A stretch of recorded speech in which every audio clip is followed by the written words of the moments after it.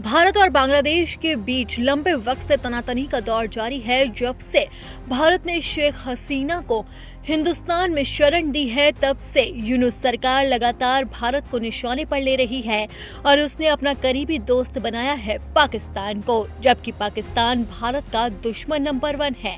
बावजूद इसके यूनुस सरकार लगातार भारत पर निशाना साध रही है।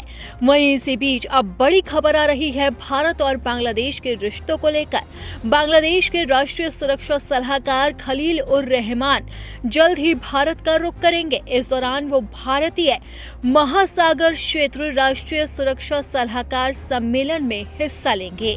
ये सम्मेलन 20 नवंबर 2025 को नई दिल्ली में आयोजित किया जाएगा।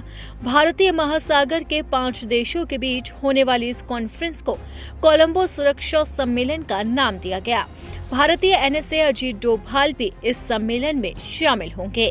बंगाली अखबार प्रथमो आलो के अनुसार डोभाल ने ही खलील को भारत आने का निमंत्रण दिया था, जिसे उन्होंने स्वीकार कर लिया है।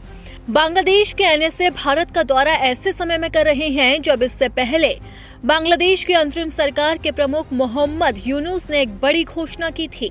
मोहम्मद यूनुस ने कहा था कि देश में चुनाव तय समय पर ही होगा, साथ ही जुलाई चार्टर पर जनमत संग्रह भी निर्धारित समय पर ही कराया जाएगा। यूनुस के अनुसार ये फैसला सलाहकार समिति की बैठक में लिया गया।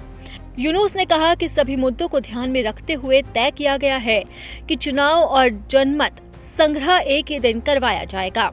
इसका मतलब है कि दोनों ही चीजें फरवरी में होंगी। जुलाई 2024 में बांग्लादेश में हिंसा भड़काने के बाद 5 अगस्त 2024 को तत्कालीन प्रधानमंत्री शेख हसीना को देश छोड़कर भागना पड़ा था। तभी से मोहम्मद यूनुस को बांग्लादेश की सरकार का अंतरिम अध्यक्ष बनाया गया।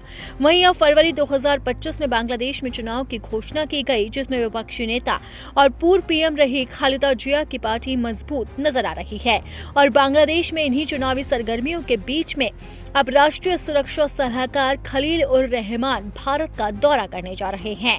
भारत ने दोस्ती का हाथ आगे बढ़ाते हुए खुद अजीत डोभाल ने खलील को निमंत्रण भेजा था, जिसे बांग्लादेश ने स्वीकार कर लिया है। कहा जा रहा है कि खलील जब भारत का दौरा करेंगे तो कई मुद्दों पर चर्चा हो सकती है। आपको बता दें कि भारत और बांग्लादेश के बीच सीमा को लेकर भी लगातार तकरार जारी है और सीमा विवाद को लेकर ही दोनों देश चर्चा कर सकते हैं।